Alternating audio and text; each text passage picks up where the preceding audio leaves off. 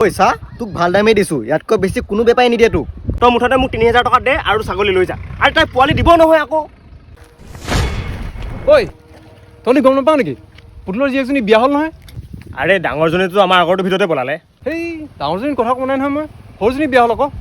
ঐ সৰুজনী মোকে ভাল পায়, তাই মোকহে প্ৰতিশ্ৰুতি দিছিলে। এই কি কথা বোলে তাই মোকহে ভাল পায়, মোৰ কথা অনলাইন থাকে 12টালৈকে। এই মোৰ লগত 2টালৈকে থাকে। তই মানে সেই জতকটো খাই আৰে তাই তোক কি বুলি ভাল পাব হে? তোকনো কি বুলি ভাল পাওঁ? মোৰ 10টা ছাগলী ফাৰ্ম আছে, তাক মই সুখত খুৱাব পাৰিম। এই চুপ থাক, ছাগলী বেপাৰী মেট্ৰিক ফেল। তইতো বিয়ে পাছডাল হৈ কি কৰিলি অ? আজি মুঠতে বাপেকে সিদ্ধান্ত দিবই লাগিব। অঁ দিবই লাগিব। সি মই থকা অৱস্থাত কেনেকৈ বেলেগক দিব পাৰে? এই নহয় মই থকা অৱস্থাত। মই থকা অৱস্থাত বলচোন আগতে। বল বল সুধোগে বল। ওলাই আহ।